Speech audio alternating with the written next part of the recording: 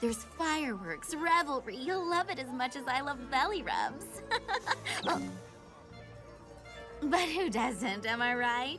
Here, have some more guides. Have a good time. Bye-bye.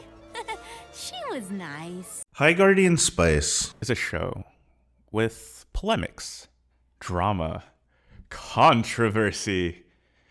And if you know anything about me, you know that I love me a good outrage cycle, especially an anime outrage cycle. So if you're here because High Guardian Spice is an SJW anime and all the characters are Mary Sue's and this or that writer hates men, then, well, I'll get to that eventually. But as much as I love drama, drama is for Twitter. Drama is fun, but actually looking at a show for what it is why I'm here. So let's talk about High Guardian Spice for real.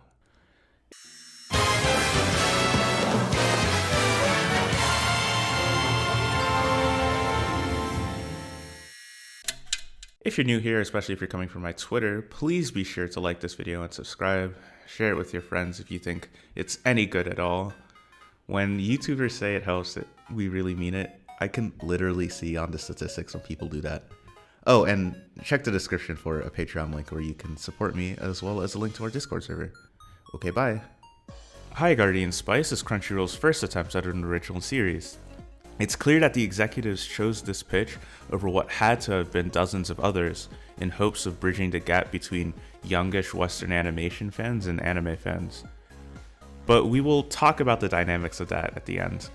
High Guardian Spice follows 4 teenage girls, Rosemary, Sage, Parsley, and Time, who enroll in an elite magic high school called High Guardian Academy in order to become guardians. Each of these characters has a thing going on. Rosemary's mom was the legendary guardian Lavender, who's been missing for years.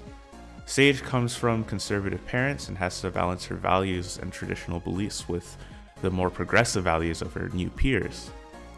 Parsley has a ton of siblings she's expected to take care of, and Time's native home is being threatened by a disease that she's determined to find a cure to. We had some sick moves yesterday, High Guardian Spice. Because of our names. We'll set aside the fact that Rosemary, Sage, Time, and Parsley are all herbs, with the understanding that High Guardian Herbs sounds like a cursed 18+ parody. There are other notable characters. For example, Amaryllis and Snapdragon are other students who serve as mini antagonists early on. We have Parnell, who's a good boy, Olive, Catgirl, late stage antagonist, and then we have Professor Caraway, who's the resident wise mentor of the cast. Think Dumbledore, but like young, hot, and trans.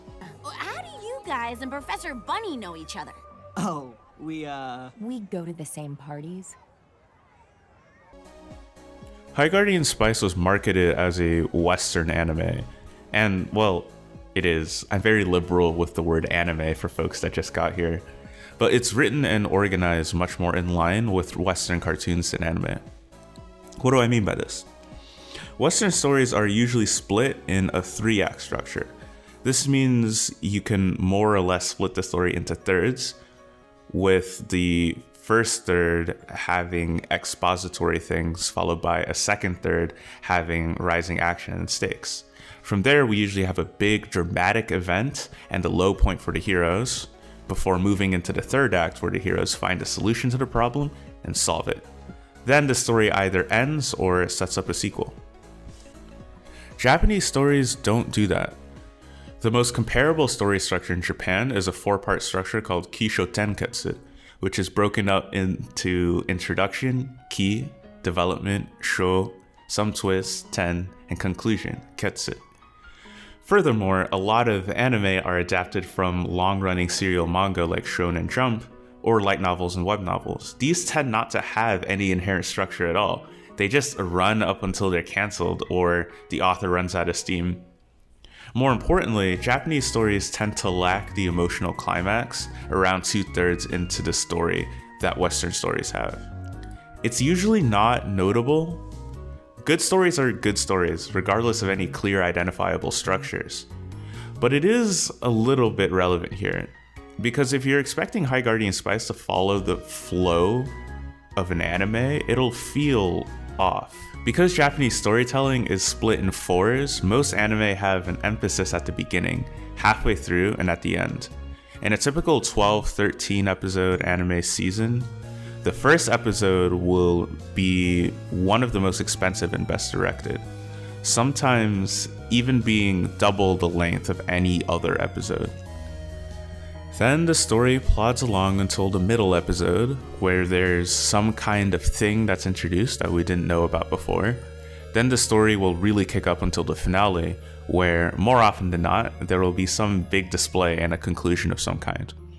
Each episode will also mirror this somewhat, with the middle of the episode having a bit of emphasis before the end. But High Guardian Spice is split into thirds. Episodes 1 through 4 are exposition episodes. Exposition is sorta all they do. They don't move the plot at all. Then episode 5 through 7 are rising tension episodes. They sow conflict and anxiety between the characters. The climax is the 2-part special 8 and 9. There's blood, there's fighting, there's an argument, there's like, oh damn, the story's happening now. Finally, episodes 10, 11, and 12 wind down the series and give a surprise twist. Execution. That can only be answered next season. Another difference in Western and Japanese animation specifically, and not just storytelling, is the first episode. Anime puts a lot of stock in the first episode, and Western cartoons tend not to. I'm less certain why, but I do have factors. The amount of new anime that's being produced is growing exponentially.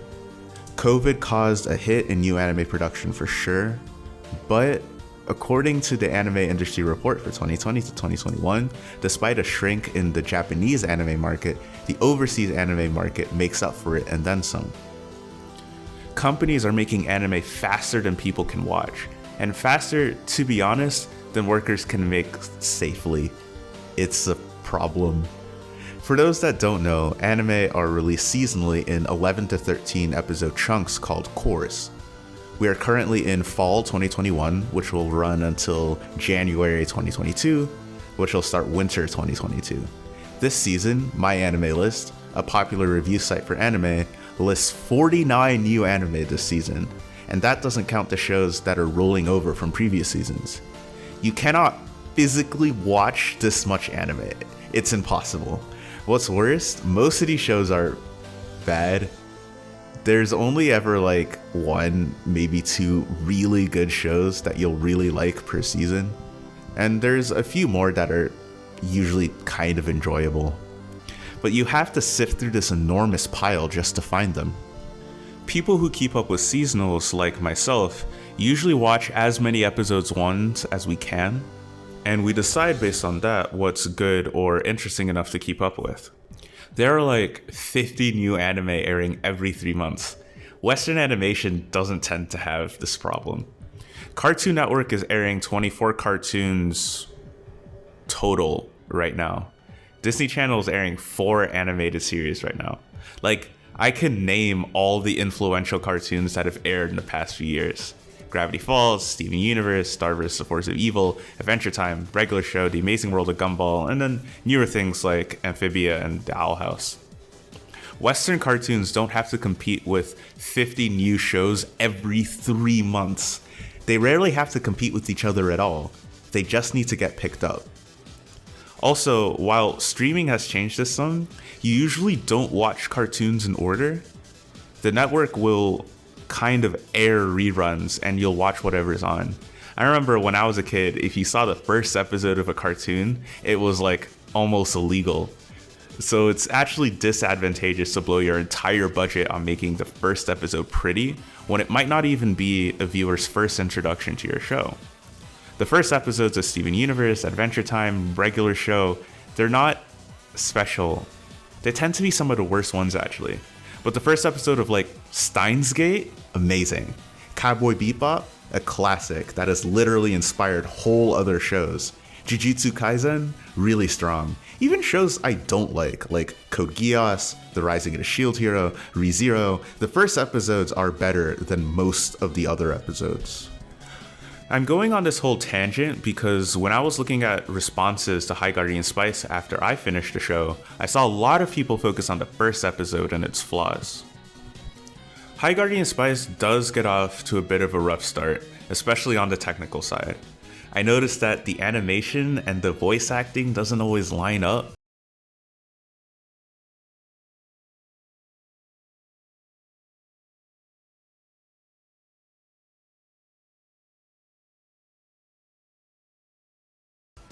The sound mixing wasn't great. Sometimes the music was too loud or the characters were too soft compared to their peers. Hey, slime boy. Haven't seen you in a grog's age. How's school? Oh, it's fine. We're on break. We got catapulted out because of a trapper infestation. I noticed that the performances of the voice actors were a lot more expressive than the actual animation, which makes some early lines which weren't that bad fall flat. I've ruined the one thing that matters to me. There are also times where it feels like the voice actors weren't told how to act well enough. Like, you'll get a line that was delivered sarcastically, and you'll have to wonder if that's really what the writers were going for. That's right. No map. Can someone of you tell me where the most magical fountain is? The background art is very well painted, but if you stare really hard, you'll notice JPEG artifacts or visual assets that were clearly masked in from some other program. And a lot of people saw this and went, well, if Crunchyroll made these mistakes, then they must not care. The first episode of an anime is supposed to be the best one, and if it's this bad already, it could only get worse from here. Aside from the fact that a lot of these aren't nearly as bad or as noticeable as people say, it's not universally true that the first episode of a show is the best one, especially here in the West. The technical quality of High Guardian Spice improves with time. I would have enjoyed it better if it didn't have these issues starting out, obviously, but it doesn't fucking kill the show. I noticed animation errors in Sunny Boy of all things. And there's a pretty strong sentiment across multiple sections of the anime community that that show might be the best show we got all year. So, I don't know. You're not special for noticing that in 3 frames the bread has a thin layer of transparency you can only see if you zoom in. Man, I really don't give a shit. And it's not like the first episode isn't trying to impress you.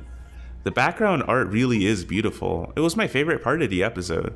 We established mood, we established ambiance, and most importantly, we established the core relationship of the show, Sage and Rosemary, which I'll get to shortly. Finally, the reason why it's not helpful to go through this show chronologically is because something happened, I think, conceptually with the show between episodes 4 and 5. Starting in episode 5, the tone of the show almost entirely changes. Yeah. Yeah. Yeah? Yes. There's a lot more banter between the characters. The show is a lot more openly funny and confident. As long as Sage is missing? She's not missing, Rose. She's just being sad somewhere. This isn't a dramatic rescue mission. I'll just say it. Amaryllis and Snapdragon basically become 2 entirely different people, completely detached from who they were before. It's a discontinuity, but it's a change that is strictly for the better. You get the distinct feeling that this is what the show was always meant to be. Episodes 1 through 4, which I had been sort of enjoying until then, just kind of seem way worse in comparison. I struggled a lot with getting a working thesis on the show just because of how different 1 through 4 are from the rest of the show. And a big part of that was because I was going chronologically. But the chronological plot is actually the weakest, most ill-defined part of High Guardian Spice. I've seen so many videos of people tackling High Guardian Spice by just focusing on the first episode, which feels to me a bit like 9th grade English class discussion where people would only ever talk about the first page of the assigned reading because that's all they read. But you don't understand the show if you do that, is the important part. The high point of the show are the characters, and that's how we'll navigate instead.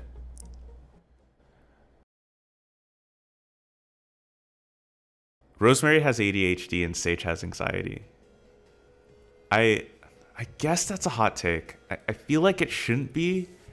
I am, to my knowledge, the first person who's brought this up, so let's unpack this idea. Because it is quite literally the whole show, as in, I'm not sure how you properly understand High Guardian Spice without this framework. When we're introduced to Rosemary and Sage in episode 1, we see they've obviously got history. They're at the very least best friends, if not, they have a low-key crush on each other. We're introduced to Rosemary as the outgoing and adventurous one, and Sage as the thoughtful, bookish type. Rosemary is the people person who doesn't like to study, and Sage is the smart girl who knows things. And that's true to an extent. In episode 2, I first half-jokingly headcanoned Rosemary as having ADHD. High Guardian Academy gives their students a 2-hour free period called Everything Hours to choose any activity that helps their major in any way. So Parsley, a blacksmith in training, can spend 2 hours making cool hooks or something, and Sage, a magician, can spend 2 hours practicing magic. And there's a scene where Sage and Rose are talking about it. The teachers explain how the Everything Hours are supposed to work. Rose only kind of understands how Everything Hours work because she was only kind of paying attention. She says she tuned out, so Sage has to explain it to her a second time. Oh, Sage! No class for 2 whole hours every day? It's unstructured, but we still have to do stuff. Didn't you hear the rules? I tuned out. If we don't know what the rules are, it's almost like we can do anything. They have a week to choose what they want to do. Sage spends that week making the perfect choice, while Rose puts it off until the next episode. Then Rose gets distracted and tries to do every single Everything Hour activity at once because they're all just so exciting to her, and she can't just fucking sit down and pick one.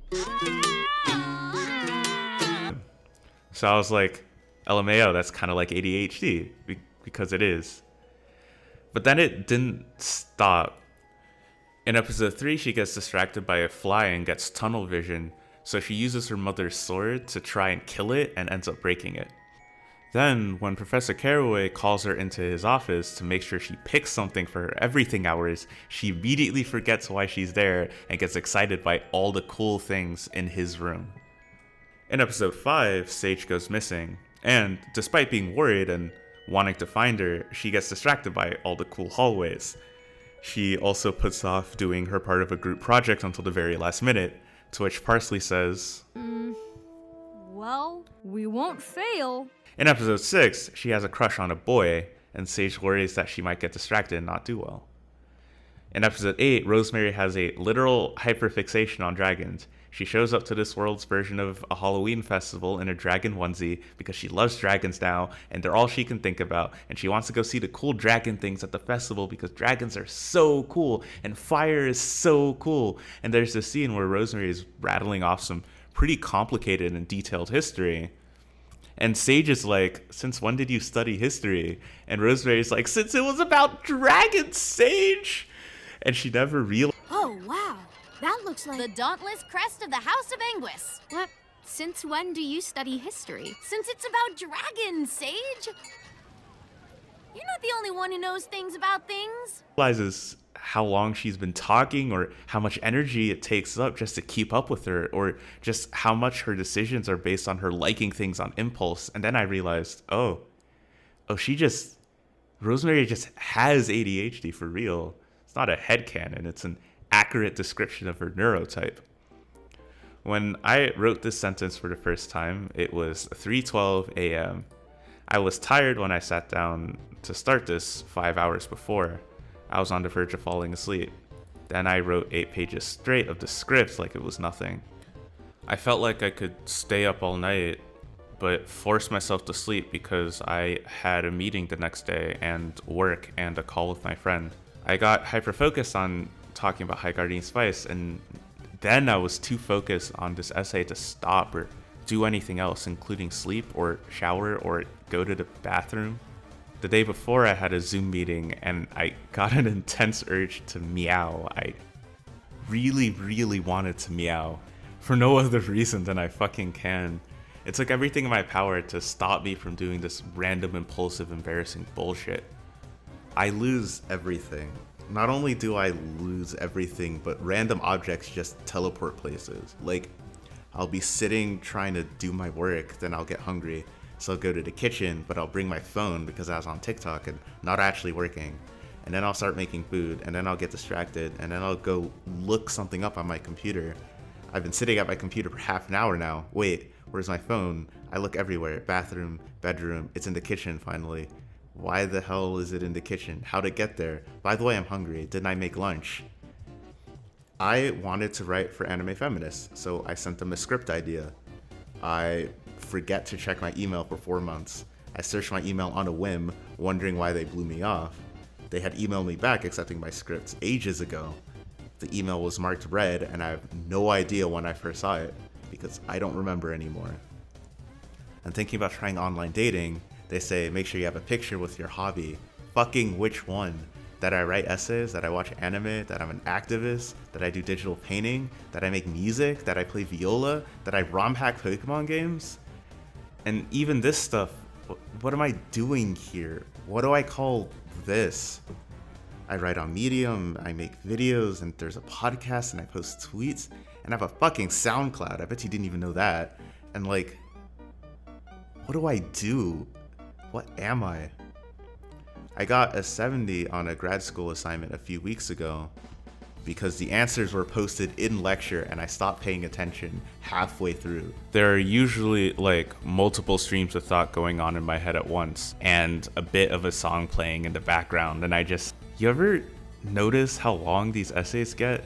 And how I'll just go on a tangent because something reminded me of something, and now that's the thing I'm focused on? I'll have to scroll up and remind myself what I was writing about to make each section make sense. Yeah, I have ADHD. I only really figured it out in March of this year, but I've always been like this. Before that, I just kind of figured I was lazy, busy, and bad at studying. In episode 3, I noted that Rosemary is an idiot in the exact way I am an idiot. And it's like, yeah, because we both have ADHD.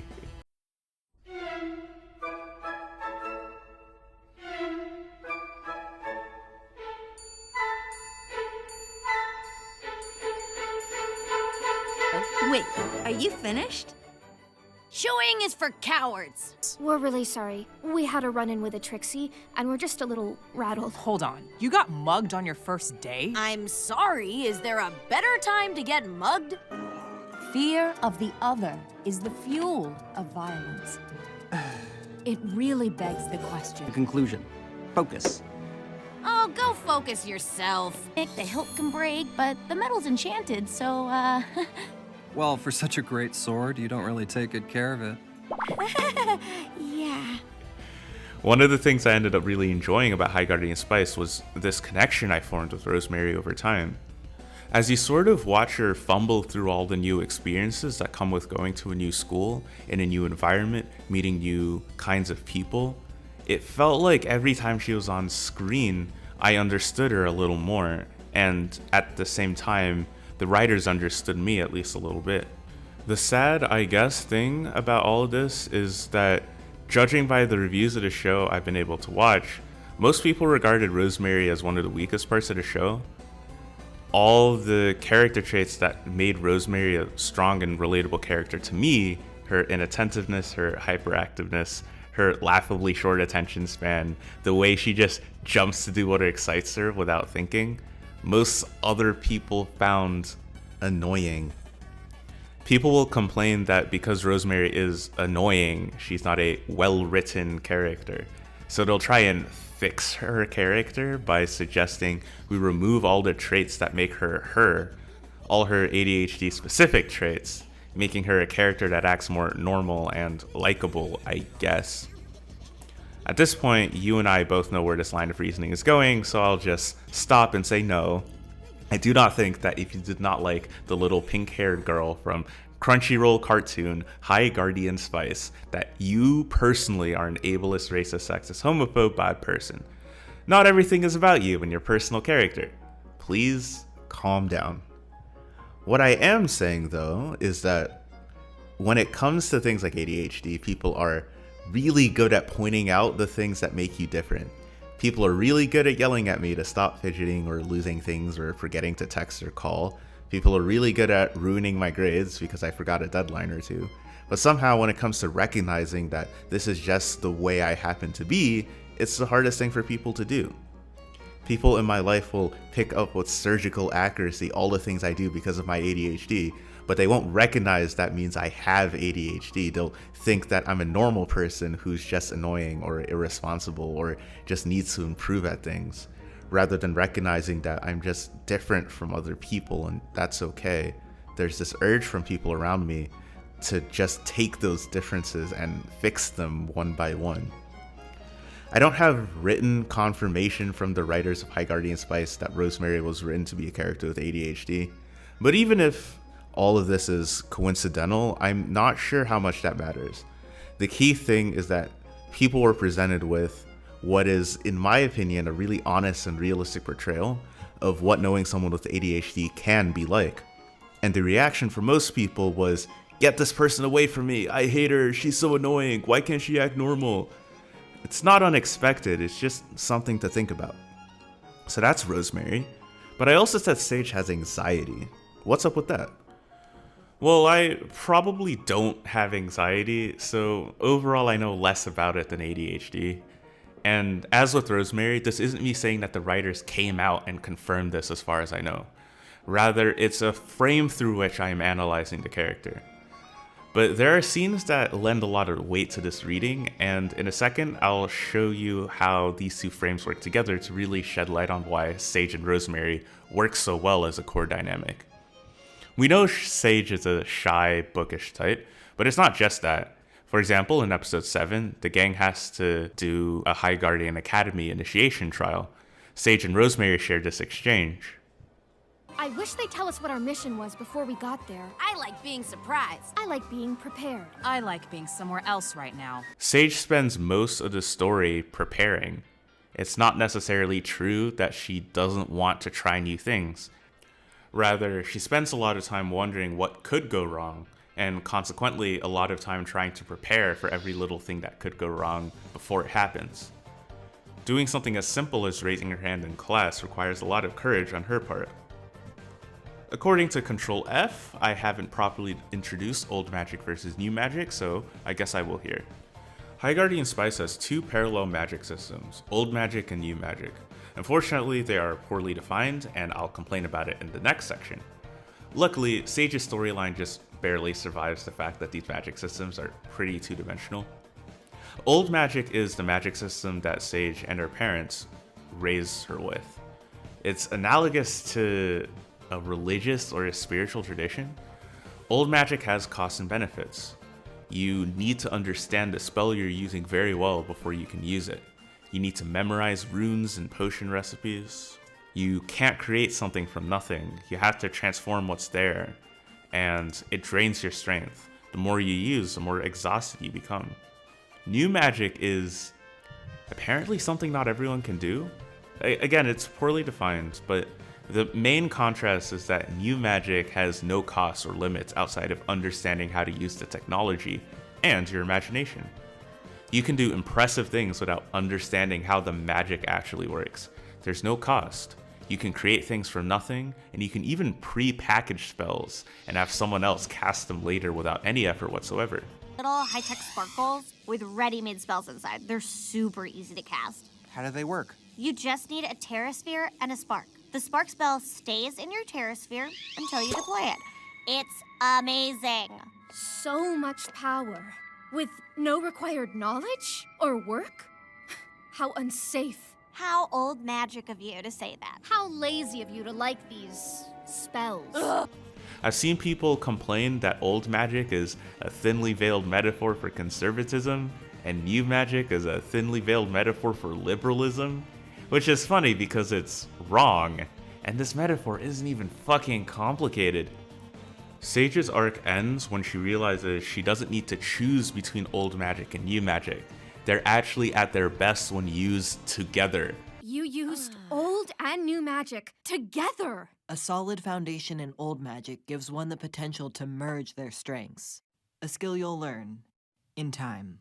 Why the fuck would the Bleeding Hearts who wrote High Guardian Spice end their show by saying that actually we need a little conservatism with progressivism? How would that make any sense?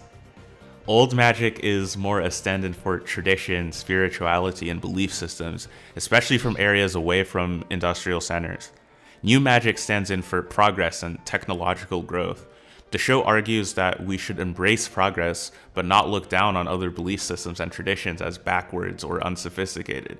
It argues that traditions can be relevant, but you shouldn't cling to them or pressure your children into clinging to them to the point where you can't accept change. Anyway, back to Sage. In episode 3, when Sage arrives at High Guardian Academy, she immediately realizes she's bad at new magic, so she studies. She's not just a nerd, she's anxious she won't make it at this school. In episode 4, when her cousins buy her new magic technology, even if she knows it'll help her at school, Rosemary immediately starts thinking about the future. What will her parents think? What will the kids making fun of her at school think? She's not able to process all of these potential setbacks in a healthy way. She has a meltdown. When Sage worries about something, it is all she can think about. In episode 6, Rosemary has a crush on a white boy. Truly a distressing thing to have happen to a loved one. She spends the entire episode fussing over Rosemary, whether she's paying attention, what she's doing with her crush. She's partnered with Snapdragon here, and she tells Sage to stop talking about it, but she can't. I think what I love about the way High Guardian Spice portrays these things is that it's not all negative, if that makes any sense. Sage may struggle with something that looks a lot like what we would call anxiety. She may struggle to control her responses to volatile, unpredictable, or stressful situations. This may make it more difficult for her to achieve what she wants, but that doesn't make her fundamentally broken as a person, nor does it even mean that these flaws need to be completely purged from her character to fix her. Like, the same part of Sage that makes her excessively worry about the future also makes her concerned for the well-being of the people around her. The part of her that makes her worry about if she really has a place around other people pushes her to work hard and accomplish things her peers can't. And the same goes for Rosemary. She may struggle with something that looks a lot like what we call ADHD, but it's not true that everything that comes from this needs to be removed from her. The part of her that makes it hard to focus on what people are saying is the same part of her that makes her want to go out and try new things. The parts of her that make it hard for her to control her impulses also make her curious and adventurous. The parts of her that make her distracted by little things also help her think outside the box and draw conclusions that other people weren't. But here's what's really cool. It's not just Sage and Rosemary as individuals. Rather, when they're put together, it becomes really obvious why the two are best friends. Rosemary is adventurous, curious, and impulsive, so she relies on Sage to slow down and think things through. Sage is thorough, meticulous, but you can't plan everything, so she needs Rosemary there to be spontaneous and take action when it's needed. Rosemary can't plan for shit, so Sage plans for her. Sage overthinks, so Rosemary cuts straight to the chase. These two are basically made for each other.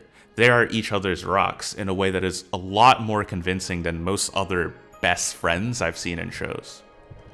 It's not necessarily true that any person with anxiety and any other person with ADHD can pair together so well. In fact, a lot of times the two conditions can rub against each other. Someone with anxiety may need structure and routine that someone with ADHD isn't organized or focused enough to maintain. Someone with ADHD may respond to anxiety by just becoming overwhelmed themselves. My point is that it's not just Rosemary and Sage's neurotypes that make them such good friends. Rather, their neurotypes are incorporated into what makes them such good friends in the first place. When Sage is happy, Rosemary is happy. When Rosemary is sad, Sage is sad. This is one of the many things that gets established from the first episode, and it works throughout the entire show. There's this bit in episode 1 where Sage says something like, her stomach tends to synchronize with Rosemary's, and I thought it was really cute. That's why these two are like the core of the show for me. Sage and Rosemary are just head and shoulders above most every other dynamic in the show, save one. We'll talk about them later. When Rosemary and Sage fight in episode 8, I think that really works. I've seen people shit on the scene, rip it up and down, call either Sage or Rosemary or both bitchy, call it contrived, but I think it works with what we know about these characters. Rosemary, as mentioned, is currently hyperfixated on dragons. She loves dragons. She's dressed at this Halloween thing as a dragon. She wants to see cool fire and explosions and dragons and shit. And Sage usually accommodates her friend. She's usually happy to just go along with whatever Rosemary is obsessed with in this current moment. But in this case, they're at a festival in a new town, and Sage wants to do things she's interested in too. But Rosemary doesn't want to do those things because she's not fixated on those things. They'd bore her, and I know what that's like, really. But then Sage just starts to think that maybe Rosemary thinks she's boring. She starts to wonder why she's not enough to keep Rosemary's attention. She starts to feel like Rosemary only wants to spend time with her if she's doing something fun. Rosemary fails to notice that all her little comments here and there are making Sage upset. She calls Sage cynical. She makes all these tactless and annoying comments. What time means is that extroverts are replenished by social stimulus, while introverts are depleted. Bongos! She doesn't pick up when Sage is joking. By the time they start fighting, Rosemary doesn't even realize they've kind of been fighting for a while today. And Sage is one of those people who's basically never mad. Oh, I'll miss you. When the teachers realize that crusty old magic kids don't belong here and they ship you back to Slab. I'm from Pebble. There is a village called Slab, but it had to be evacuated due to locusts. Ugh. We've seen her angry at someone one other time this whole show, right? So when she's pissed, you're like, oh fuck, she's pissed, man. And then Sage calls Rosemary annoying. And you were never this annoying.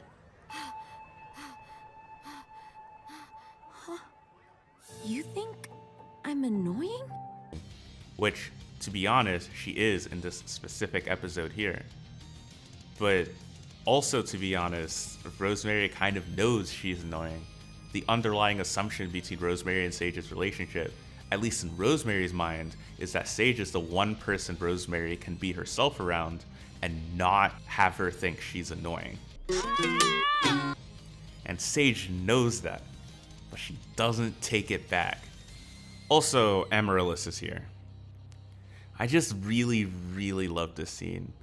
The idea of a third act misunderstanding right at this moment of the show is very cliche and formulaic. But the actual fight, it's good, y'all. It's a really realistic fight. I've been in fights like this. You probably have too, ADHD and anxiety aside. It's a fight that works only with these two characters specifically. And it has weight because by now, if we've been paying attention anyway, we've already been shown why these two characters work so well together and why they really need each other to like function in society. They make up, obviously. It's not super satisfying. I think if the show was longer, we'd see they have more to talk about. Sage and Rosemary are just so fucking good and precious, and they're even better when they're together. Let's move on. I'm not even sure how to organize this section, but the last section established that my mind is disorganized anyway, so here goes. High Guardian Spice is very thin. It's a skinny show. Actually, this is the problem with High Guardian Spice. Everything else is just a sub-problem. I'm going to offer solutions here and there. I've seen a lot of people do this in a really condescending way, like, oh, even me, a random YouTuber, could write a better show in 5 minutes. That's not what I'm after. I think the solution will only make it clear what exactly I had a problem with. So, you know how Sage and Rosemary have all this complexity to them?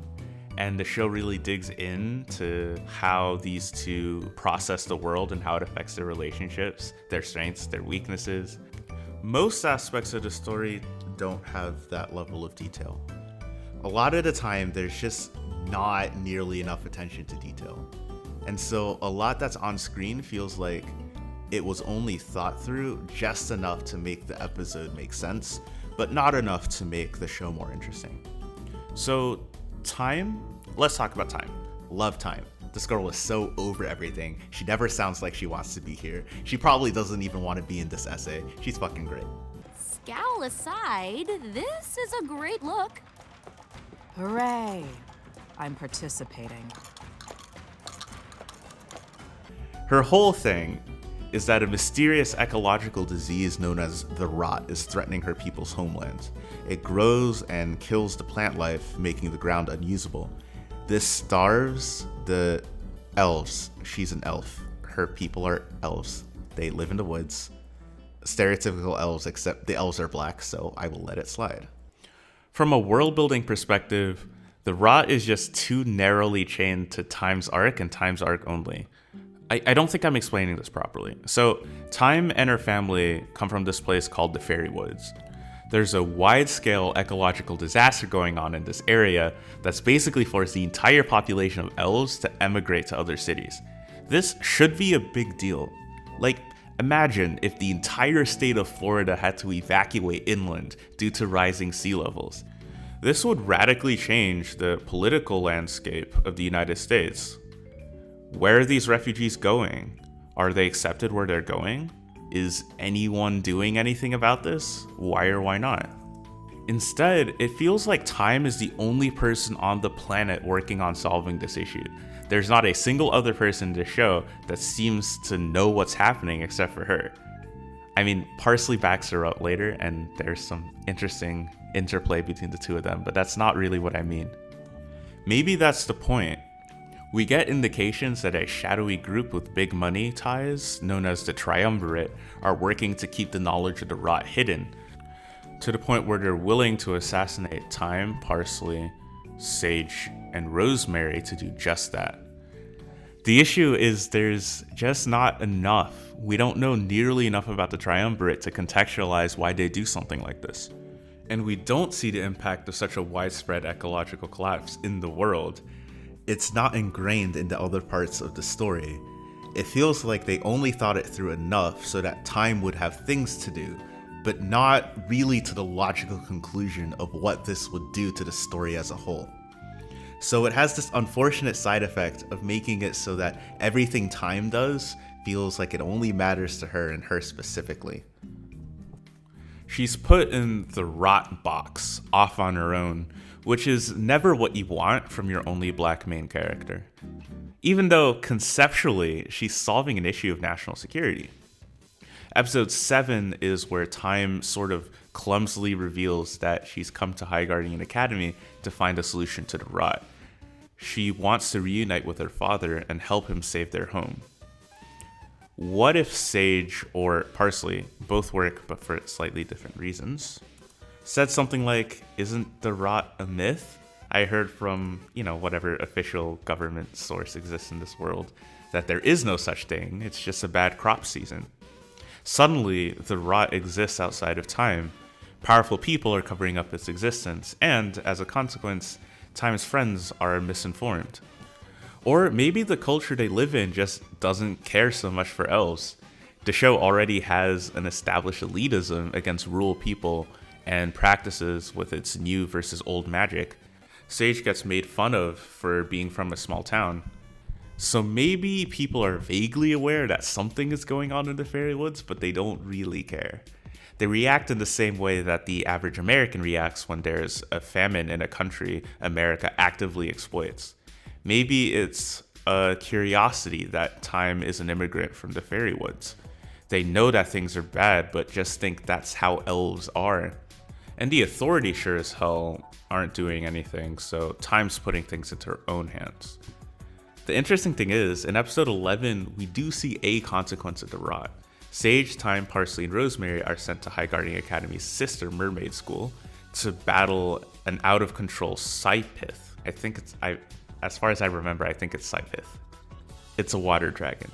Anyway, we later learn that it's aggressive because its ecosystem is collapsing, and it's been forced to hunt mer people for food. The reason why its ecosystem is collapsing is revealed to be the rot, the same rot that Time's people are running from. This is a great opportunity to expand the world around the rot, but Time is the only one that notices the one piece of decaying seaweed on the Scypith's dead body. There's like 3 other mer people there, and they have nothing to say about it. True responsibility lies with whatever is altering the balance of nature.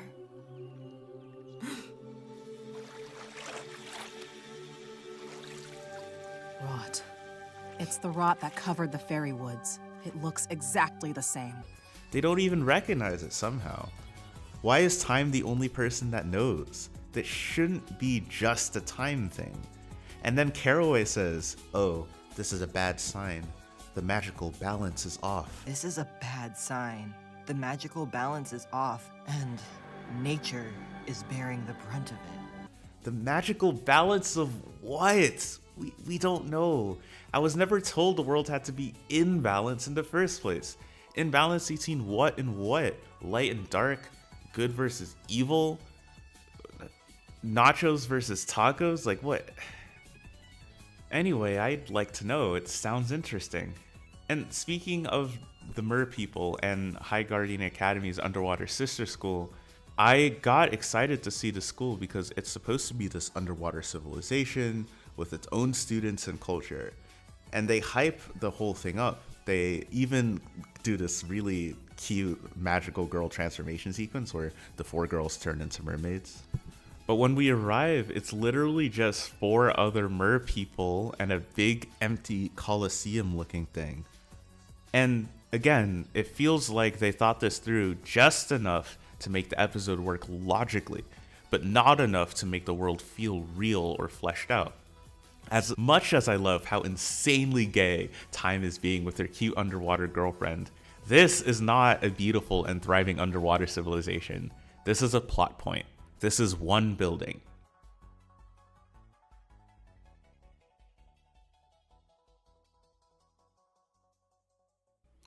This one's a pretty easy fix, right? Just paint an underwater city.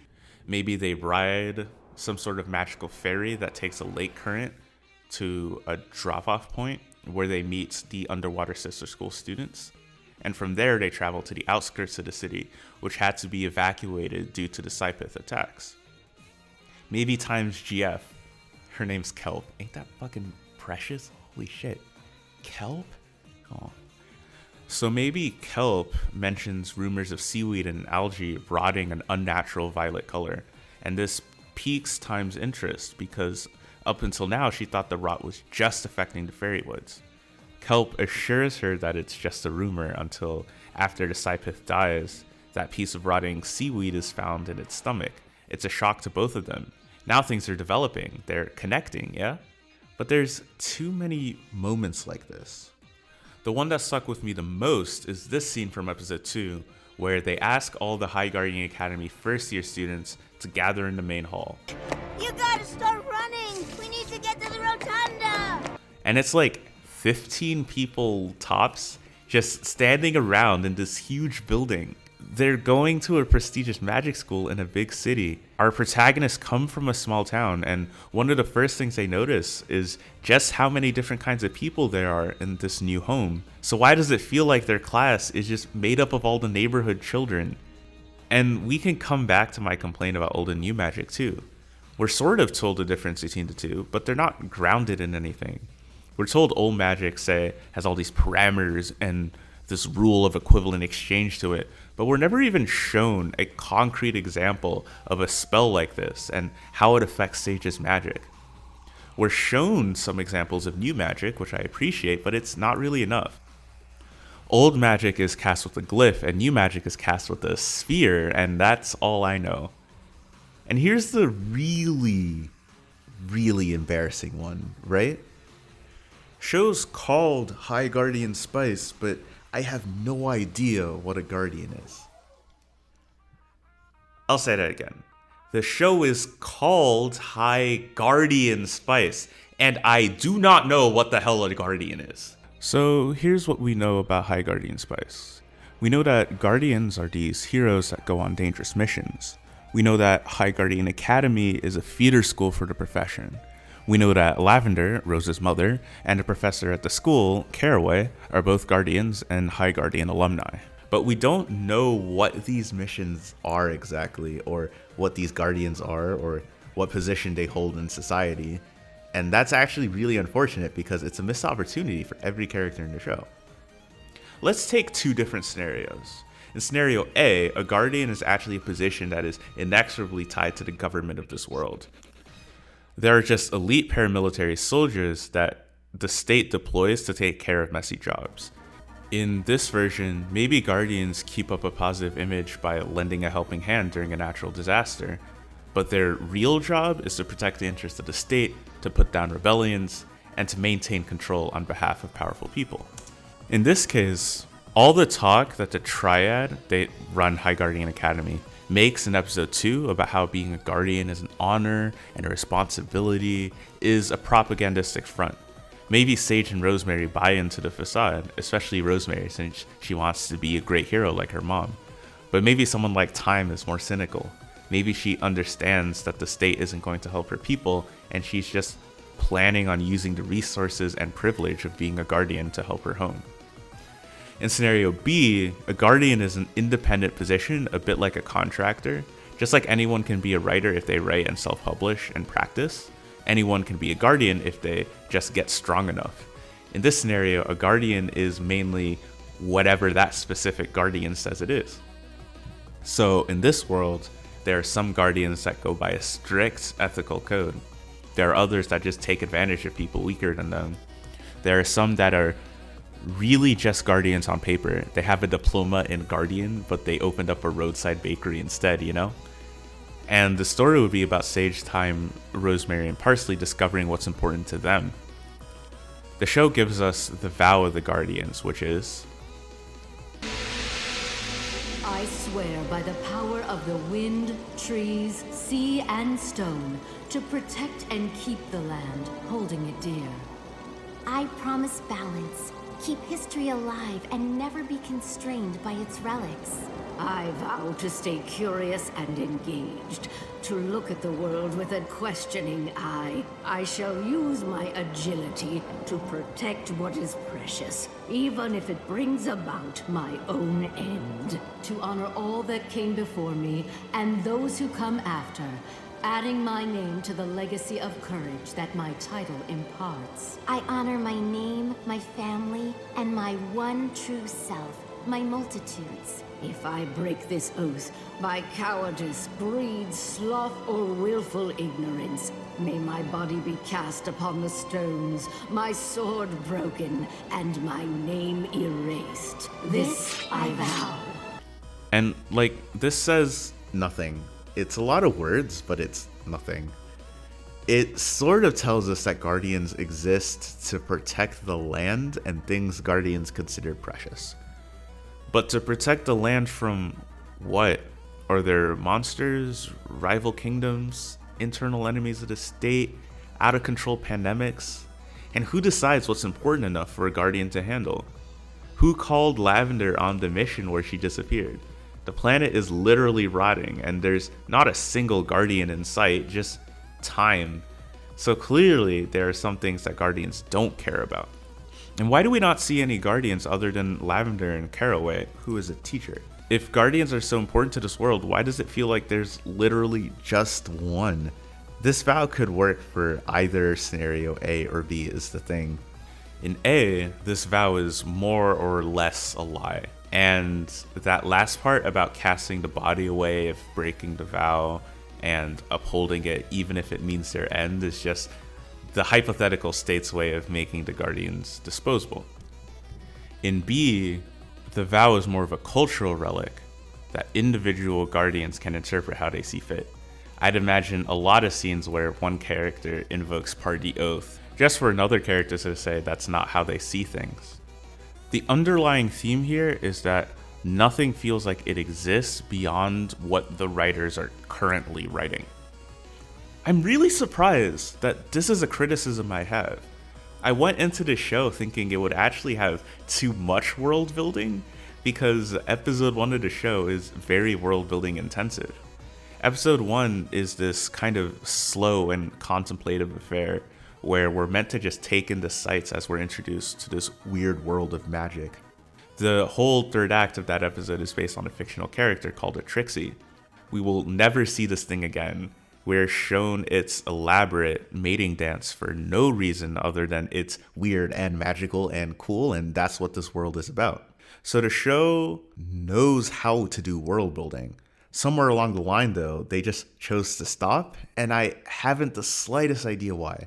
Maybe somewhere in production, they just decided they didn't have time to explain things.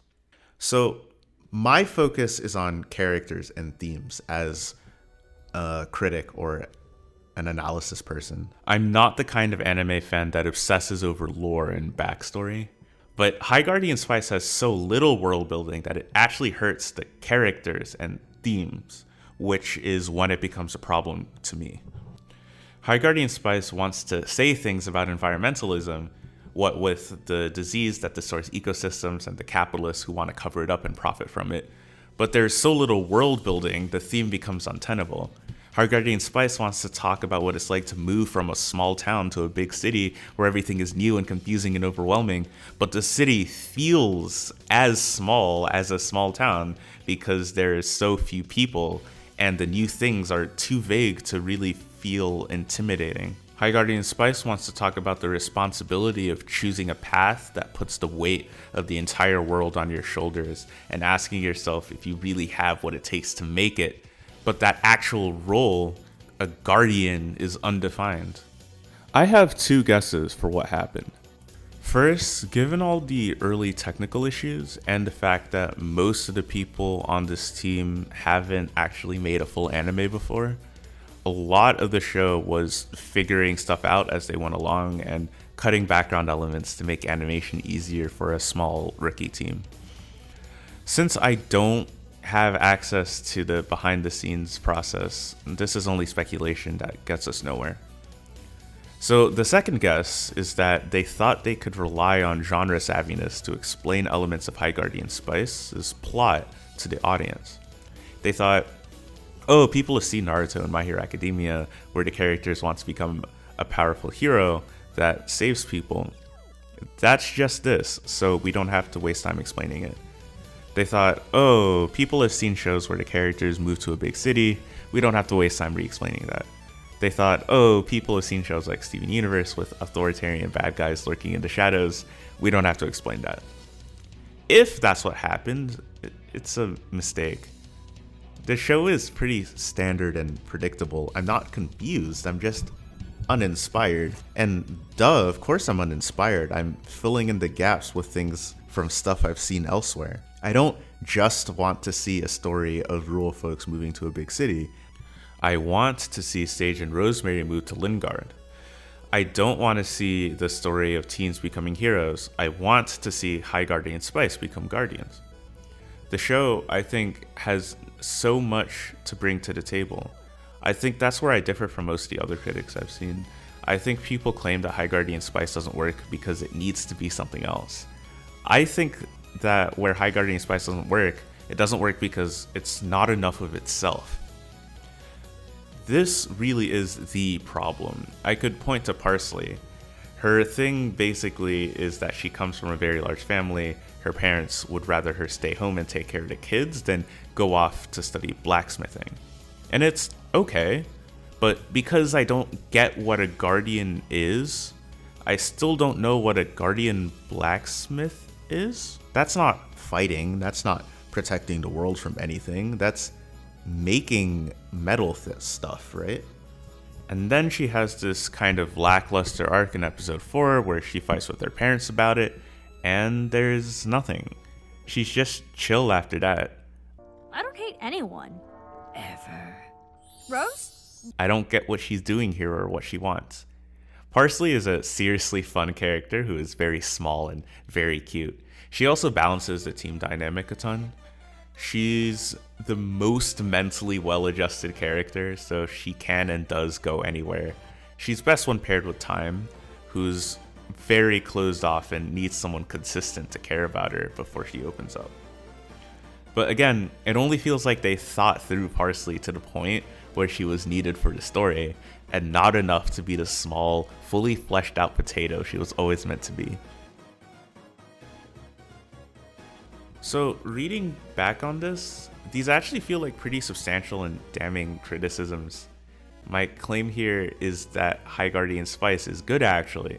How the fuck can a show that doesn't explain its own premise very well still be good? Well, the secret is that High Guardian Spice is not actually about the High or the Guardian. It's just about the spice, you feel me? Okay, I'll write it in a way that makes sense. The show's about interpersonal character relationships. The magic and the high school and the adventure stuff and the world building is window dressing. I wish it were better, I wish it were more fleshed out, but that's not what the team focused on. The real charm of High Guardian Spice is just watching people talk to each other. In episodes 1 through 4, only the conversations between Sage and Rosemary are all that notable. But starting in episode 5, we get some great contributions from characters like Parnell and Slime Boy. Amazing. Amaryllis and Snapdragon are two such characters that make their way to the spotlight after episode 4. They're universally everyone's favorite characters. Hilariously, even people who hate the show tend to admit they like these two. And while Rosemary and Sage will always be my babies, these two are the reasons why I said Rosemary Sage was my favorite part of the show until the end, because Snapdragon and Amaryllis are really, really, really good. So let's dive in. I am pretty sure Amaryllis' first words in the entire show are, "Don't worry, I'm here. At ease, Pores." To which Sage replies, "This bodes well." Amaryllis' next line of dialogue is implying that Sage's family is too uncivilized to learn how to read or own books. I've read, my mother, she had a lot of books, so... Your family can read? That is wild. And then she spends the rest of her time antagonizing Sage for no reason, telling her she doesn't belong and she should go back to where she comes from. Which, as someone who was told to go back to Africa as a kid, hard pass on this one. Snapdragon isn't as bad. She doesn't really like Rosemary and she's not terribly friendly at first, but because she tolerates and enables Amaryllis, she's bad by association. In episode 5, Amaryllis and Time make Sage cry. It's an accident on Time's part. And Amaryllis starts liking Time specifically because she made someone else feel like shit. You don't say a lot, Time, but what you do say, boy, it's succinct. You're brutal. I love it. She's aggressively an awful person in a stereotypically white person fashion too. By episode 5, Snapdragon is starting to look a little better.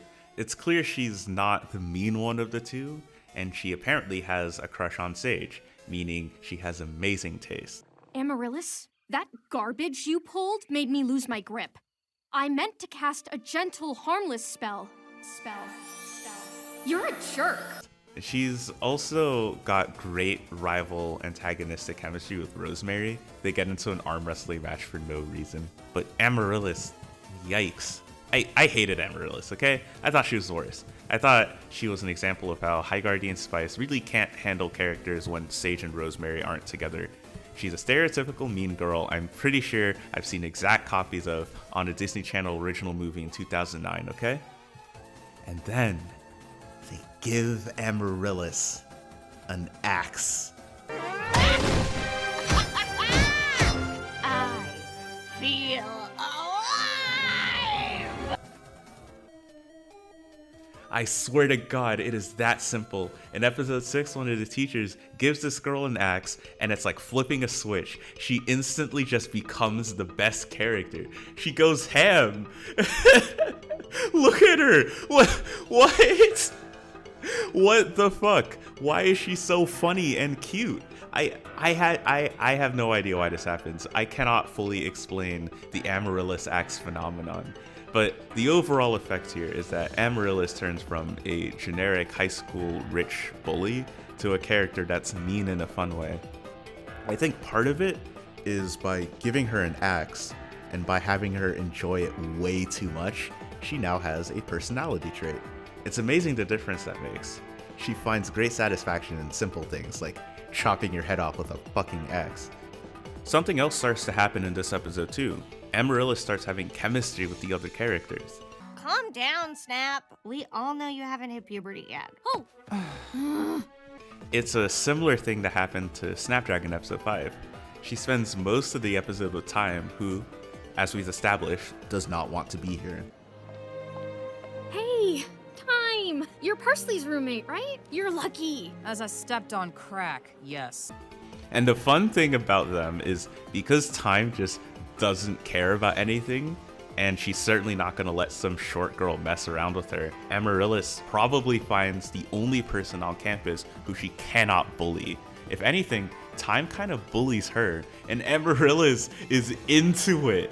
It's not a one-off thing. Amaryllis just likes being bullied by Time. I think, Don't talk to me. honestly, that was great. You're great. Okay, so we now have the new and improved Amaryllis, but that still leaves Snapdragon to deal with. It's not immediately clear why Amaryllis and Snapdragon are even friends, because Amaryllis is incredibly high energy and a huge bully, and Snapdragon, despite being a little cold at times, is just kind of chill and reserved. Amaryllis would be too much for Snapdragon to deal with, it seems, so what's her deal? So here's the bit that I think many who clicked on this are waiting for. Snapdragon is a woman, but we were introduced to her as a man. It's not until episode 6 that we start to see that Snapdragon is a bit uncomfortable with gender. Sage repeatedly calls her a boy and says there are things she would never understand because she's a boy, and this makes Snapdragon uncomfortable. It's not until episode 8 that we see her in feminine clothing for the first time, and it's not until the end of episode 11 that we are conclusively told that she is a woman. If you read my Twitter threads about her, you may see a few instances where I refer to her with he, him pronouns. It's really only because that's how she was presented at first, and I went in blind. I also wanted to leave room for her to potentially be non-binary or a gender non-conforming man who cross-dresses and not erase the existence of those identities. This turned out not to be true by episode 11, where Snapdragon openly states she wishes she was a girl and breaks down crying when she's told that there exists magic in this world that can make that happen. I just want to take a moment to really hammer this in, because with cishet dudes, there's always people who take the most obvious and concrete LGBT representation and dismiss it as ambiguous because there's no scene where Snapdragon turns to the camera and says, I identify as a trans woman, my pronouns are she, her, I'm a programmer and a communist. Saying that you wish you were a girl means you are a trans woman by definition, but if that wasn't enough, not only has the creator, Ray Rodriguez, confirmed that Snapdragon is a trans woman, it's also confirmed that Snapdragon is literally based off the trans woman that voices her. Snapdragon is actually a real person, basically, named Julia Kay. So please know, well, we don't really know what Snapdragon is in the comments. We do know she's a girl. Okay? Okay. Actually, as an aside, the other prominent trans character in the show, Professor Caraway, is also a real-life insert. Caraway is a trans man, and Ray Rodriguez, the show's creator, executive producer, director, and voice actor for Caraway, is also a trans man. Which is part of what I mean when I say the show's real strength is people talking to each other, using the fantasy as window dressing. It's relaying these experiences to the viewer through these characters. Anyway, Snapdragon. Why is she friends with Amaryllis? Well, in episode 8, Snapdragon goes to the Halloween ball dressed like this. And when I say the show does not warn you about this at all, like, in my live tweet session, I paused to screen cap Amaryllis mainly. She said something about throwing money down holes, which was funny. And I was like, oh yeah, she's looking sassy in that pirate outfit. And then I was like, who's that girl she's with? And I was like, oh, it's Snapdragon. And I was like, oh shit, it's Snapdragon! Whoa! That's how it went down. I was so happy for her. And it's not a twist per se. We knew that this character was struggling with gender as a whole, the legacy of her family, and so on. But it is an escalation in her gender presentation. An escalation that would have taken a lot of courage on her part. And without really saying anything, we know the reason why Amaryllis is there is to support Snapdragon, to make sure she follows through on her decision to wear makeup and jewelry and a bra, and to make sure she feels good while doing it. Anyway, right when I'm feeling happy for Snapdragon, here comes this asshole character, Cal, who at this point has replaced the role of bully ever since Amaryllis got her axe and we like her now. This dude is an irredeemable piece of shit, but he's a minor character we've only known by name until this episode, so it's fine. Anyway, Cal shows up and starts hitting on Snapdragon in a fucking creepy, misogynistic way, And I already know what's going down because this dude's gonna realize it's Snapdragon, and that regular misogyny is gonna turn into spicy trans misogyny in an instant, which it does. And Amaryllis does the natural thing an ally should do and threatens to kill Cal. Just no hesitation. She may hate poor people, but she draws the line at transphobia. And when Snapdragon starts regretting she wore this outfit, Amaryllis actively makes her stop because she knows that Snapdragon knows that that's what she wants. Amaryllis spends basically the rest of her time on screen from that moment to the end of the show helping Snapdragon work through her feelings of being harassed, of being trans. She doesn't tell Snapdragon how to feel, she just gives her space and gently forces Snapdragon to, if not be honest with Amaryllis, be honest with herself.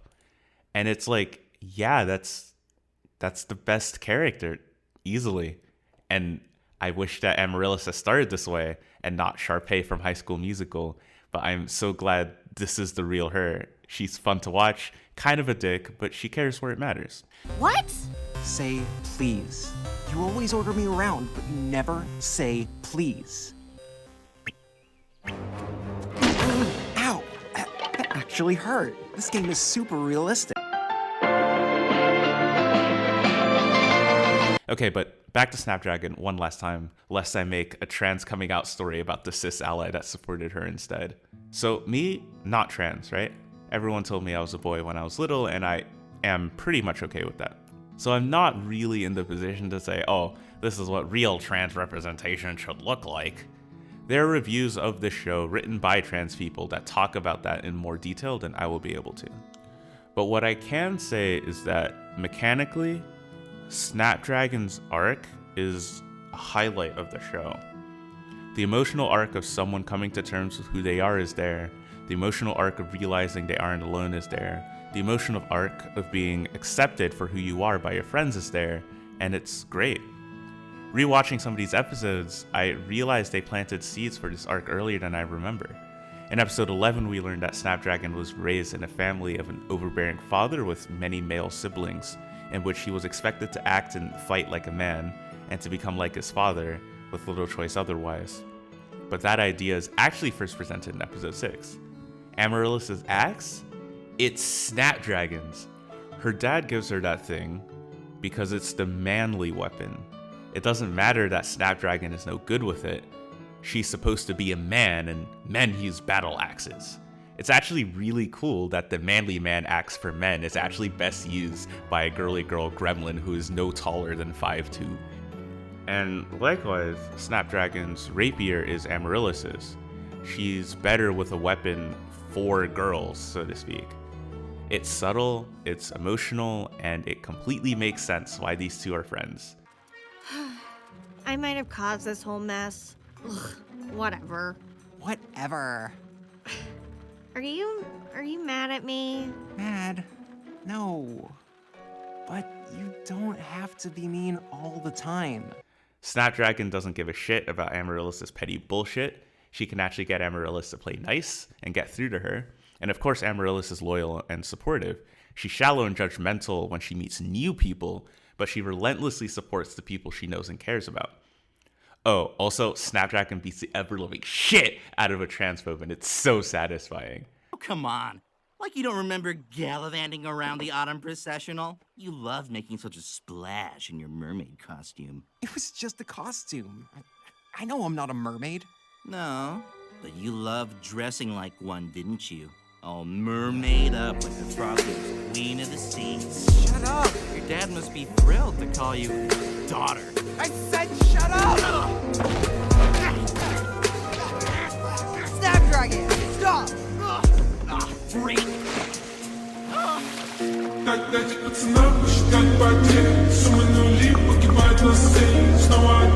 I know the narrative was on some bullshit about how violence is never the answer.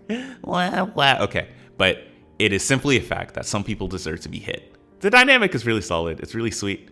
Plus, since Sage Rosemary dominate the first 2/3 of the show, and Amaryllis Snapdragon dominate the last third, there's always some key character dynamic going on for the whole show, which really brings the entire thing together in absence of an impressive plot or a thorough world building.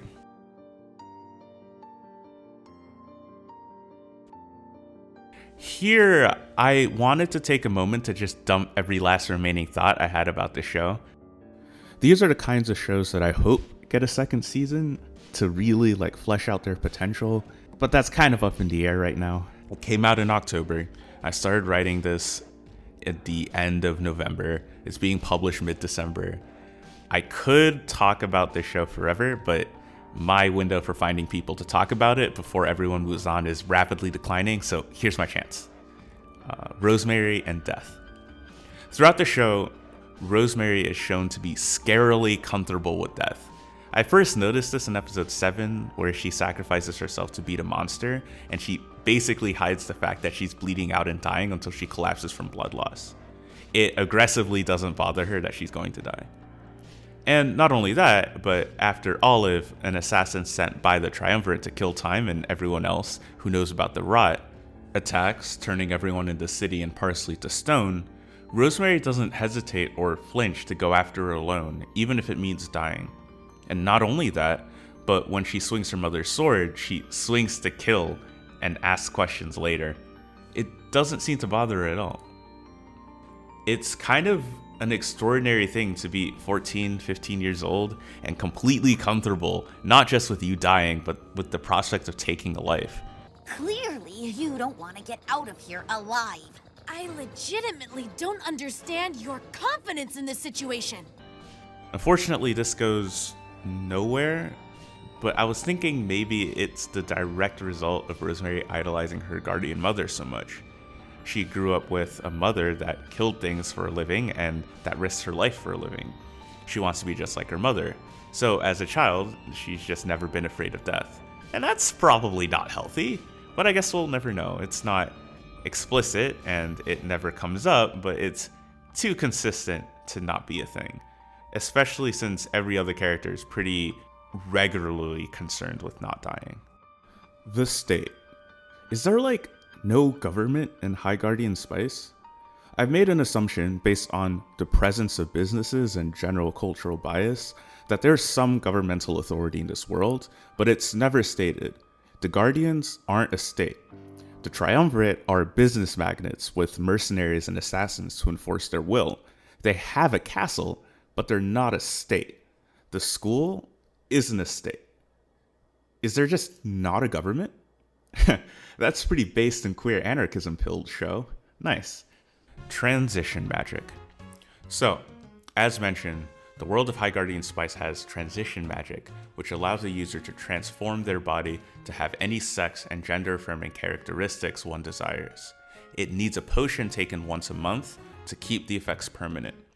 We learned this from Professor Caraway in episode 3, where he tells Rosemary he is transgender and explaining why he looks feminine in old photos with Rosemary's mom.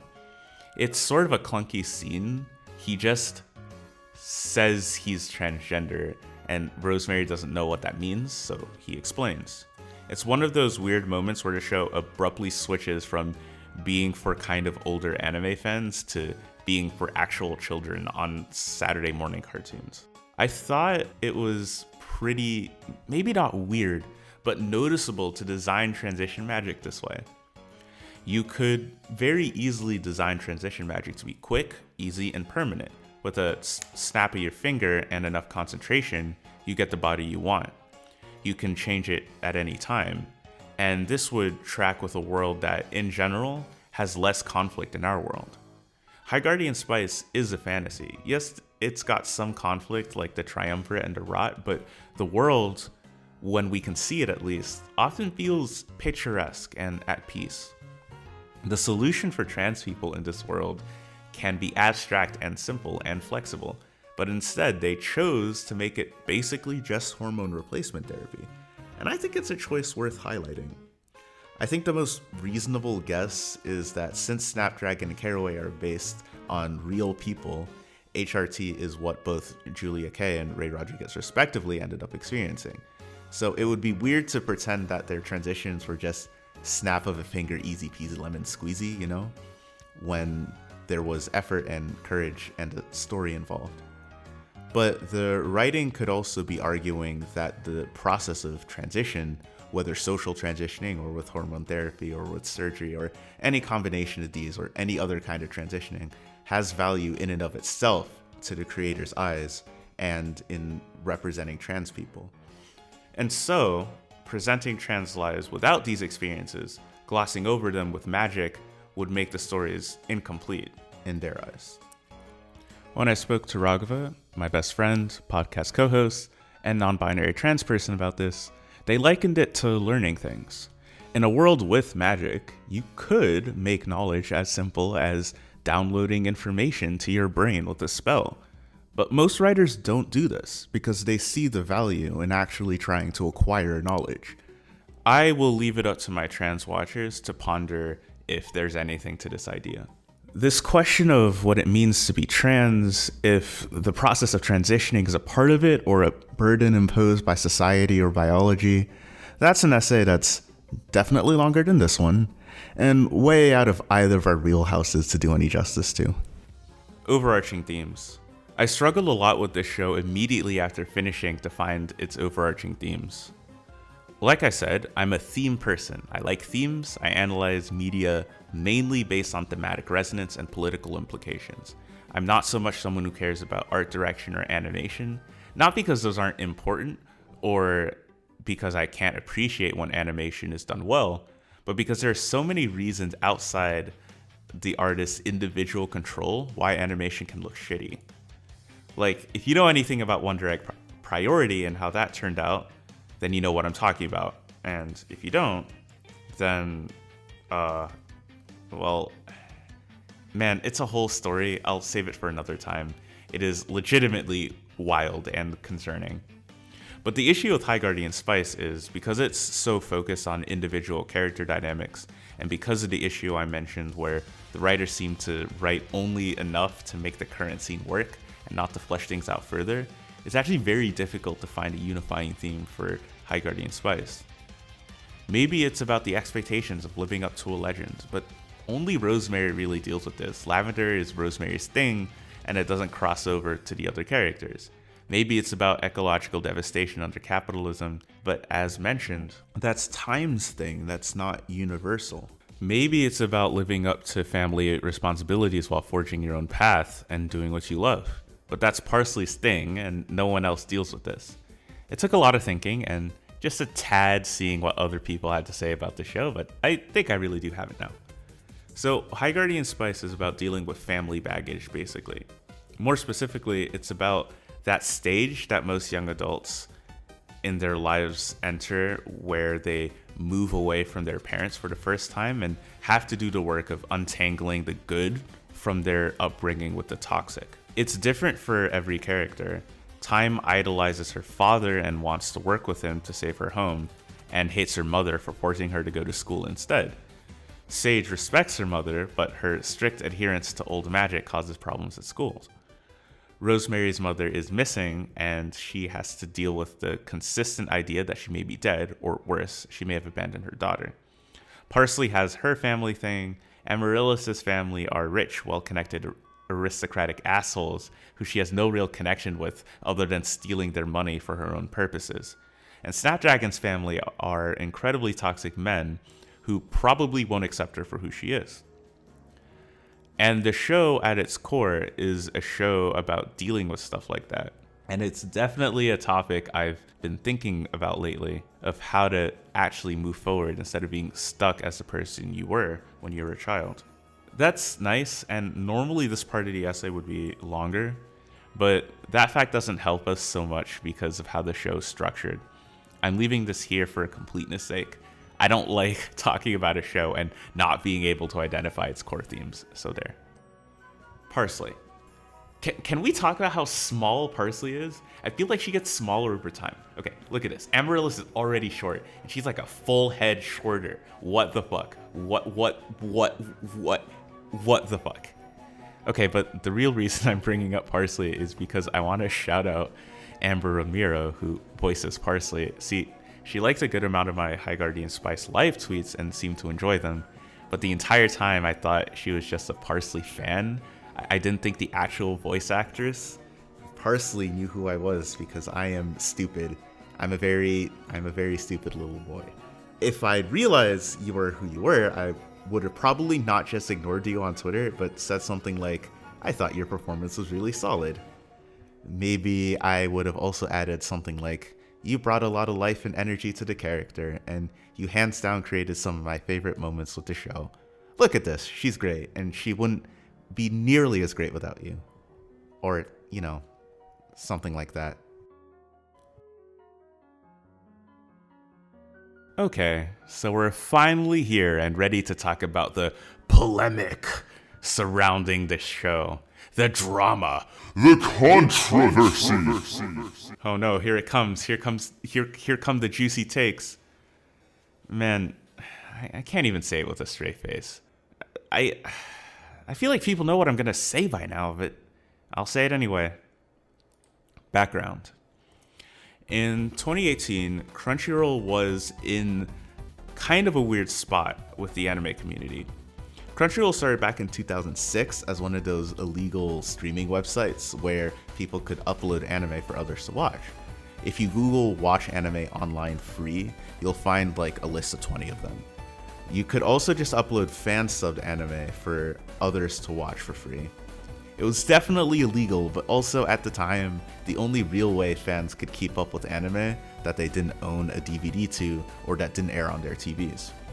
In 2008 though, Crunchyroll got a heap of seed money from some venture capitalists, and by 2009, it had acquired a deal with TV Tokyo, who, by the way, love to content claim all my ReZero stuff. Listen here, you little fucking TV Tokyo little shit. Okay, sorry. I'm calm.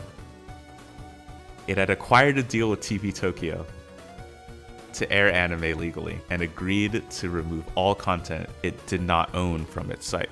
Between 2013 and 2016, Crunchyroll was bought by larger and larger companies like AT&T and formed deals with Japanese production companies like Kadokawa that gave it exclusive streaming rights for specific anime in the West. Crunchyroll basically built its wealth by taking the labor of developers and fan translators that went completely unpaid and abandoning them for legitimacy from rights holders.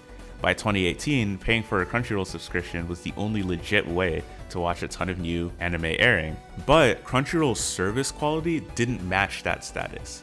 It had a shitty, broken Flash player that seemingly hadn't been updated since 2006, and the quality of the video was worse than what you'd get if you just pirated. Crunchyroll had a reputation of stabbing the anime community in the back for money and then not giving anything good in return. Also in online nerd history, Gamergate started in 2014 as a fascist harassment campaign and blowback to the presence of minorities and leftists in gaming spaces. The alt-right, which from 2010 up until then had been a fringe conception of neo-Nazi Richard Spencer, was now fully embedded in gamer culture, both fueling the right-wing ecosystem in gaming spaces and using those radicalized people to fill their ranks. Gamergate unfortunately never really stopped. Anti-SJW became a permanent style of content on social media like YouTube, Twitter, and Reddit. Boards like r Kotaku in Action and r Tumblr in Action basically existed to find anyone in gaming spaces who said words like misogyny or racism or privilege and harass them into oblivion. In 2015, Steve Bannon, at the head of far-right editorial site Breitbart News, would oversee the launch of Breitbart Tech, a section of the website for editorials that capitalized on the fervor of Gamergate. The success of Breitbart Tech and Breitbart News would launch both Ben Shapiro and Milo Yiannopoulos to stardom, as well as contribute to Donald Trump's eventual victory over Hillary Clinton in the 2016 US general election, as well as the notoriety of most of the organizers of the 2017 Unite the Right rally in Charlottesville, Virginia, which killed an activist, Heather Heyer, and injured dozens more. It is truly stunning how much worse life became for everyone in the United States after some dudes on 4chan got mad at women in video games. It wouldn't be until 2018 that the left's answer to Gamergate, BreadTube, would really come into being, with HBomberGuy, ContraPoints, Lindsay Ellis, and PhilosophyTube rising to the top with debunks and responses to anti-SJW content. And it wouldn't be until 2019 that I started writing my essays and single-handedly solved all discourse forever.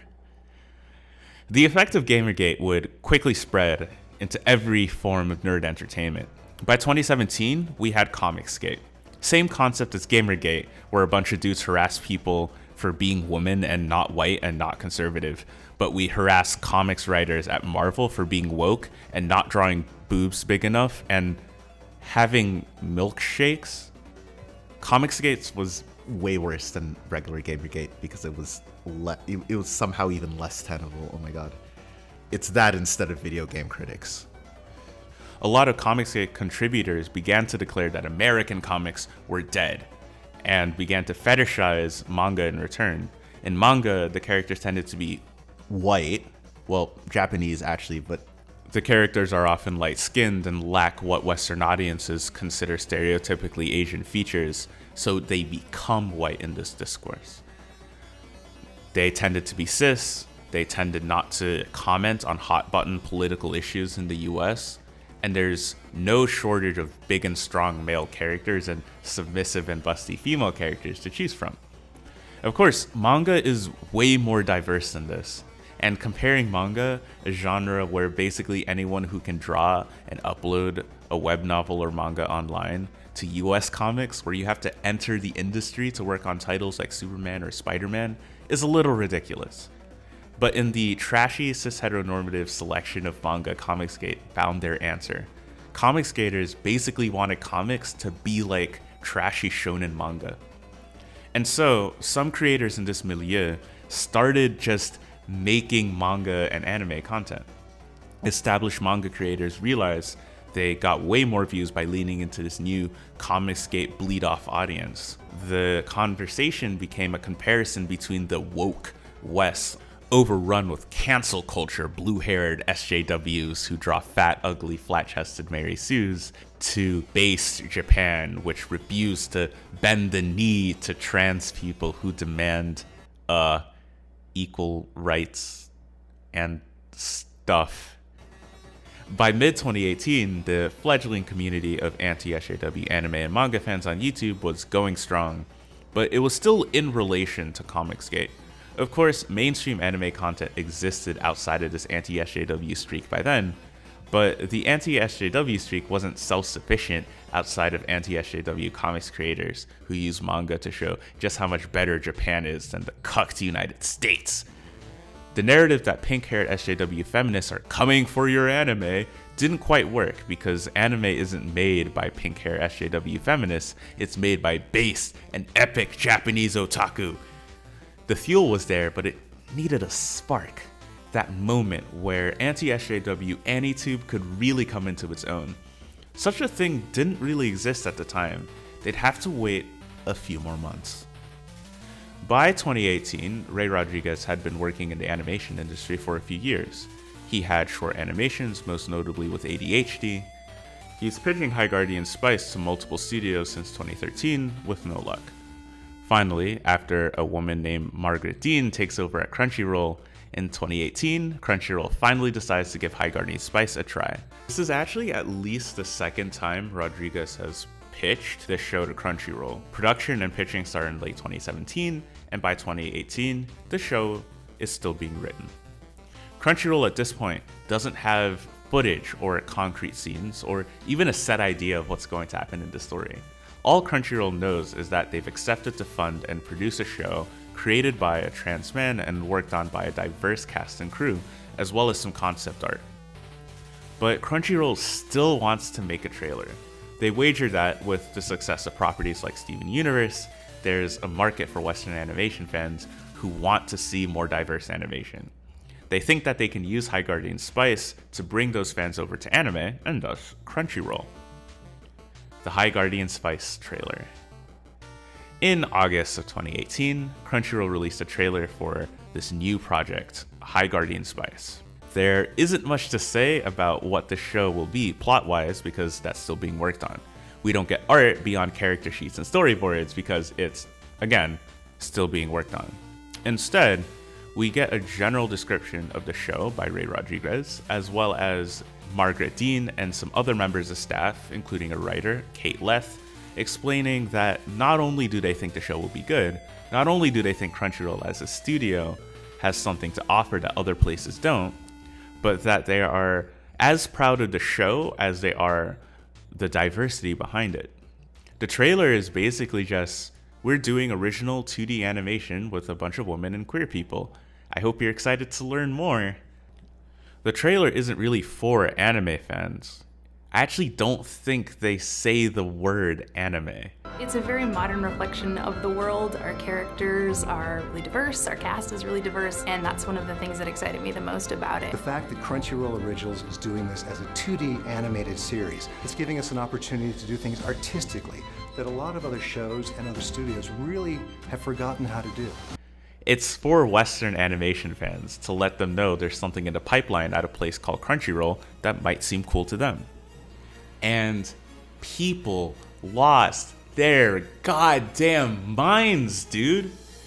The fallout from this trailer was disastrous. In a word, you couldn't escape. This stuff was everywhere. The backlash, the harassment, the content farming. I don't think online anime fandom has seen such controversy since. Anti-SJW bleed over from Comicsgate and movie fandoms, hardcore anime fans already pissed at Crunchyroll, and mainstream anime content creators suddenly all had the same thing to talk about. It was an engagement goldmine. The anti-SJWs finally had the pink-haired boogeymen conspiring to ruin anime, the hardcore fans could vent about Crunchyroll, and everyone on this hate trade could feed off each other. While in the year prior, Funimation had been accused by Comicsgate adjacent people of trying to insert woke messaging into their dub of Miss Kobayashi's Dragon Maid, this trailer turned all Western anime companies into the woke enemy. People still talk about Western anime streaming services like this. Despite the differing means, the ends remain consistent: to delay or cancel the release of High Guardian Spice if possible, and to send a message to studios that High Guardian Spice and all future productions like it would not be tolerated by the so-called core anime fan base. Shortly after the trailer dropped, longtime analysis channel Yig Studio released a short video entitled Dear Crunchyroll, Stop, where the narrator spends 3 minutes more or less summarizing how Crunchyroll had turned its back to longtime anime fans and kept wasting time and effort on pointless projects and deals rather than just fixing their site and making real anime easier to consume. Dear Crunchyroll, stop fucking around and just give me goddamn anime. Why do I have to look at football players and a bunch of white-ass normie E-list wannabe actors talking about Attack on fucking Titan every time I click on your website? Why does the money which you make such a big deal out of going to the anime industry seem to be getting funneled into a convention and an American animation production so blatantly pandering to Western trends that to even consider it anime-inspired is kind of a laugh? I am not exaggerating when I say that AnyTube in its current form, with a strict anti-political, anti-woke bias in all its analysis and framing, literally exists specifically because of this one video. It has 1.5 million views on YouTube and was basically the start of the entire backlash to the trailer. Anti-SJWs made content for weeks off hating High Guardian Spice, Crunchyroll, and all these woke fake anime fans trying to ruin anime by making every character an SJW, like Rey from Star Wars. I'm also not exaggerating when I say the popularity of this video single-handedly delayed High Guardian Spice for 2 entire years. I don't have confirmation or anything that that's what happened, but also that's literally what happened. I'm stupid, not dumb, okay? Not only that, but the creator of the Dear Crunchyroll Stop video would later allege that members of staff cited the popularity of that video specifically as the reason Crunchyroll basically went silent about the project indefinitely before quietly dumping it on their site sandwiched between more standard anime releases. The hate died down, eventually, only of course to be rekindled when the show did eventually come out, but the damage had already been done. The idea that there are powerful SJWs running the likes of Crunchyroll and Funimation to gain power in Japan and change anime to make it more woke had already been set in motion. In fact, a large channel last year actually accused me, specifically and by name, of being a paid activist blogger for Crunchyroll, hired to write essays that cancel anime to change them to suit their woke agenda. Welcome back to Clown TV. This is Neon. I am here with Geeky Sparkles. Hello. And we're going to talk about that problematic anime. I'm shaking my head as I'm reading this. Did they even watch the show? Shield Hero has been non-controversial. I'm going to say non-controversial. Right, non-controversial. Shocked at all, but I mean, we have so many new anime fans that are used to watered down, westernized anime. I wouldn't say westernized anime. I mean, yeah, well, I think Steven Universe. Are you used to Steven Universe? You're used to Steven Universe. Before we get into this article from Comic Book Resources, here's some of the shitty articles that have been written about the rising of the Shield Hero. Have you ever just incelled so hard you justified slavery? Or were these places deliberately, wasn't set up? Well, because you have that one woman at Crunchyroll going on about how you have to do it our way and listen to what we tell you, and then all of a sudden all these accusations come up from the media. But everybody who saw it's like, where is this even coming from? No one's saying this. What I'm saying is the only place you saw people complaining about this was on news outlets that would be tied to that go work with Crunchyroll and stuff all the time. Yeah. So what I'm saying is, was this a narrative put out there by this woman and by these places to try to to get things changed the way she wanted? Which, I'm flattered I live rent-free in people's heads, but no, that's not, no. So the only reason why people hated this show so much is because Ray Rodriguez is a trans man, the writers are women, the feminists have pink hair, and the characters are female, trans, and gay. That's it. That is why people decided that they hated the show even without having seen the first episode. People will say, no, it's actually because of this other reason. So I'll list all the reasons I've heard one by one. It's because the trailer was bad. They didn't talk about the actual show. They just talked about how diverse it is. First of all, they didn't have that information at the time, like I explained. Second, plenty of trailers just exist to announce that a project exists and to introduce who's working on it. Third, there are people like myself who actively make it a point to at least give art by diverse people a try. So it's perfectly reasonable to make a trailer announcing that a project is diverse. They sounded so arrogant, they kept going on and on about how they can do things better than other studios. A trailer? Hyping themselves up? Unheard of! What? Guys, this trailer is saying that the product they want to sell is going to be good.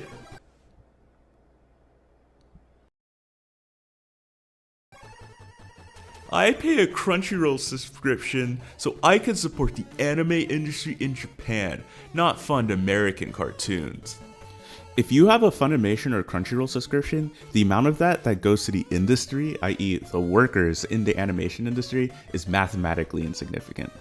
Animators are paid when production companies hire a studio to produce an anime. All of the profit for airing that anime goes to production companies. Crunchyroll uses your money to pay licensing fees to those same production companies for the right to host their content online. The only way your money goes towards the animators of the show you're currently watching on Crunchyroll is if Crunchyroll was on the production committee for that show, which means they forked up the seed money to make that show happen. This is a handful of specific shows that came out in the last few years, like Tower of God, Odd Taxi, The God of High School, The Rising of the Shield Hero, or X-Arm. And it still goes to paying the actual animators poverty wages in a poorly regulated, ununionized industry.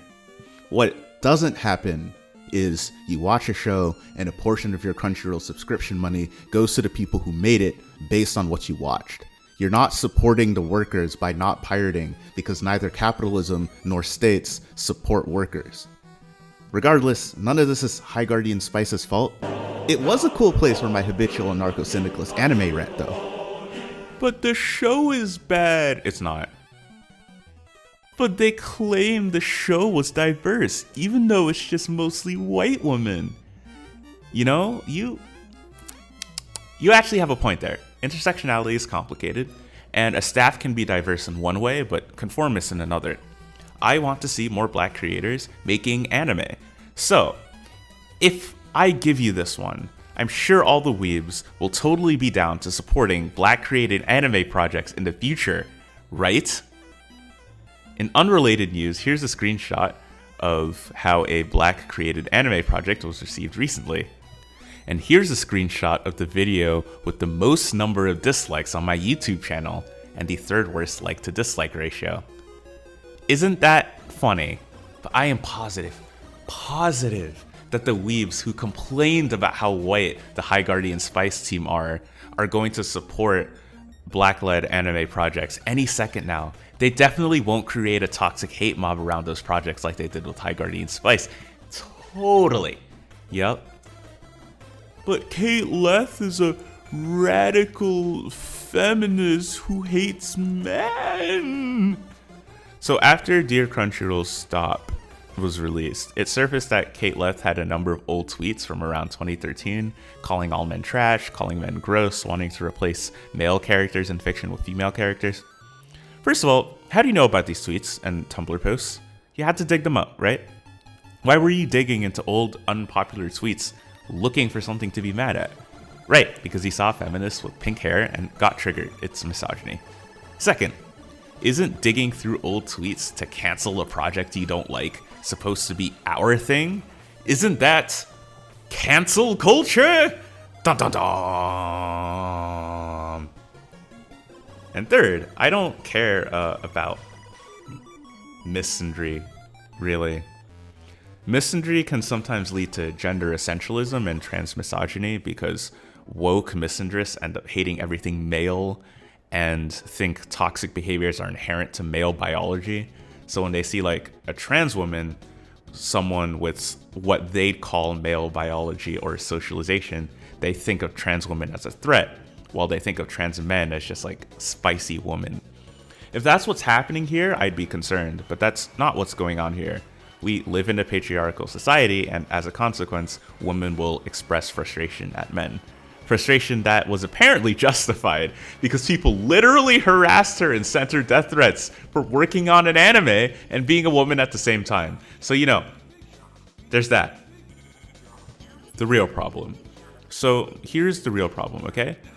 And the real thing that's got me pissed about this whole situation. High Guardian Spice is literally just a show. High Guardian Spice is literally just a show. High Guardian Spice is literally just a show. High Guardian Spice is literally just a show. High Guardian Spice is literally just a show. High Guardian Spice is literally just a show. High Guardian Spice is just a regular fucking show. I listed some things I thought were done well. I listed some things I thought were weaknesses. I figured what I liked outweighed what I didn't, and I had a fun time watching. And at the end, I feel empty. All of this is why? Why did we let people get harassed over this? This! Look at me and tell me with a straight face that this is some threat to the anime community. Look at me and tell me honestly. Type in the fucking comment box that fucking this was worth harassing people over. That this was worth sending death threats over. I dare you to legitimately argue that this right here harmed anyone, either in the US or abroad. Tell me that this was so bad, so unbearably terrible, that we needed to bully the entire Western animation industry into refusing any diverse project for the foreseeable future. Really? This? Because you realize that's what's happened, right? People are trying to pitch stuff with explicit representation to Crunchyroll and other companies, and they're getting rejected. Because Crunchyroll doesn't want a repeat of High Guardian Spice, and no Western studio wants to be the next Crunchyroll. Like, I'm glad Yasuke got made by Netflix, but you notice that Netflix actually downplayed the diversity of choosing to make a show like Yasuke. LeSean Thomas, in his work on The Boondocks and Cannon Busters, probably introduced scores of black people to anime, but that fact is sparingly present in the messaging of Yasuke. Netflix instead focuses on how Japanese and authentically anime Yasuke is. And it is those things too, but it's almost as if to say, it's okay we had a black person lead this, but he worked with real Japanese directors, guys, so it's okay, please don't hate it, haha. Not like that worked. What really bugs me here is that diverse anime aren't allowed to just be average. I enjoyed Yasuke, I enjoyed High Guardian Spice. There are problems with both of these shows, pretty significant and glaring problems that stop either of them from being truly the best things I've ever seen. I watched a ton of anti-High Guardian Spice content to make this video. I disagreed with most of it, but not everything. Plenty of what I listed on the stuff I don't like, other more hostile people have said. Good is good. Good is not a masterpiece. Good is enjoyable. Good can be average. Good is positive qualities that are appreciated. That's it, and that's okay. Here's the thing. Most shows I watch are average. Most anime are average. Most anime have good parts and bad parts. That's what the word average means. So why is it that when reincarnated as a level 1 goblin guarding a fortress, can I find true love in a new world? Gets another by the numbers 12 episode anime adaptation, we understand that we can enjoy it even if it has flaws. But when a show that brings new kinds of stories and perspectives into the industry gets made, suddenly it's not good enough to just be okay. It's not good enough to be sort of enjoyable or kind of neat in ways. Suddenly, if you're trans and you want to make an anime about what it's like being trans, your anime better be the next Full Metal Alchemist Brotherhood, or it best not exist. Suddenly, if you're black and you want to make an anime with a black protagonist, your anime better be the next Gintama, or it's a mistake. You see how this is unfair, right? How it basically sets up diverse stories to fail? How it means the only successful marginalized characters can be written by cishet Japanese men, and they can only exist in completely apolitical stories that don't make anyone uncomfortable? It's not fucking fair. And I'm sick of it. I'm not sure what's worse. The 50 fucking mass-produced cookie-cutter anime we get every single season, or the Western fans who apparently like it this way and actively hurt people to make sure nothing changes. I feel a tremendous amount of sympathy for everyone involved in the production of High Guardian Spice, but especially Ray Rodriguez, who has been working on characters like Rosemary for a decade now. You can even find shorts he animated himself on his YouTube channel, I'll link one here, and a bunch of random fragile people tried to destroy it. For what? For what reason beyond just hatred for these people's identities and fear that the other is coming to take your cartoons away? What was wrong with saying it wasn't for you or that you didn't like it and moving on? Why are you fighting a whole war with a guy over a cartoon? Why did you feel the need to destroy it, to salt the earth, to make sure that nothing like it could grow ever again? So this part here is specifically to the big anti-woke, anti-SJW content creators who made more views off needlessly shitting on a show they don't understand because the people who made it made them uncomfortable than this channel has ever seen in total. Who put out the same repetitive, exploitative, reactionary shit 3 times a day, 7 days a week, 52 weeks a year. All these fucking white dudes who sit in their gamer chairs with their ReZero figurines lined up in the shelf behind them because they have not and will never feel the love of a woman. Please. Please. Please. Please understand. You are the ones ruining anime. You're the ones ruining anime. It's you. You're the problem. You don't actually like animation at all. You fetishize anime because it's Japanese, because it's foreign and it's niche, and you only consume the kind of content that feeds your biases. All your content is lazy garbage that abuses an algorithm that rewards frequency and engagement over quality. All your baseless complaining and your harassment campaigns are fossilizing the animation industry. You often like to paint this as real anime fans versus SJWs who don't understand Japanese culture when we call out problematic anime, or we say we wish we had better representation. Real fan? You're not a real anything. You're just annoying. And people are already realizing just how tiring and played out this bit is.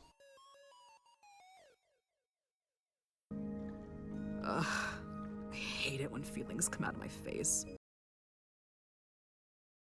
Well, that was something. This would be the end of the essay, but I've got one last thing to say. You know Yeg Studio, the person who made the viral Dear Crunchyroll Stop video? Well, this person made a follow-up where the writer watched High Guardian Spice earnestly and honestly. I'll link it here in the description. As it turns out, between the initial video and the update, she realized she was trans.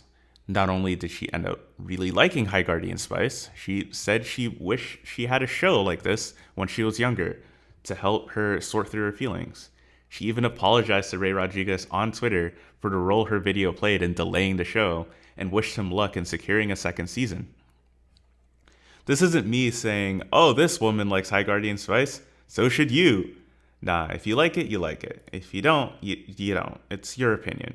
This also isn't me dunking on Trixie going, haha, you were wrong, I'm actively recommending you go watch her video.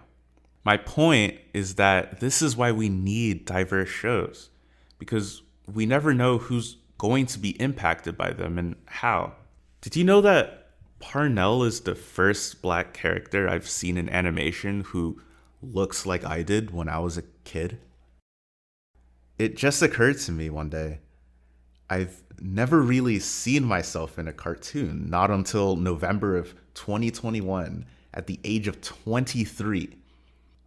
I think I don't just want to write about the show, gather my views and follows on Medium and YouTube, and leave. I don't think the staff needs me, anime boy and professional Pikachu, to defend them. That's not my point either. High Guardian Spice is just a show that I've argued has some neat things to offer, and I want to make a space where people can treat it like a show and not a punching bag for views. I feel bad that people will comment on my Twitter threads that I, with my 600 followers, am the only person they've seen really engaging with the show in a positive way. That makes me sad. It shouldn't be like that. Unfortunately, I can't really moderate my Medium comments too well, but here on YouTube, I'll be actively removing negative comments about High Guardian Spice just for this video. I want this to be the one comment section on YouTube where people are just enthusiastically appreciating what the show has to offer. You can go be negative about High Guardian Spice literally anywhere else on this website. Literally. On the sidebar, there's probably a negative video about High Guardian Spice that you can click on and you can make a negative comment. So go do that. If you like talking about diversity in animation and talking about problematic anime and anime fans in a space that actively considers that stuff instead of dismissing it, you can join the Critical Weeb Theory Discord server. It's half of what that space is for. And lastly, in the spirit of generating positivity for this show, I made a High Guardian Spice OC. Her name is Ginger because I had Ginger lying around on my kitchen counter when I decided to add this bit to the essay. Also, it's an actual spice and stuff, and not an herb. I was never an OC kid in high school. In fandoms, I would always just stick to canon content. And I would always prefer writing a whole story to just making a character. But I decided to push myself here and embarrass myself a little bit. I wanted West African vibes for her and her clothing. I figured her main fighting style would be that she summons familiars with old magic, a bit like Fushiguro Megumi from Jujutsu Kaisen, but crocodiles and not doggies. And yeah, that's it. If you enjoyed this essay, here's my Patreon in the description again if you can. Otherwise, I hope to see you again. See ya.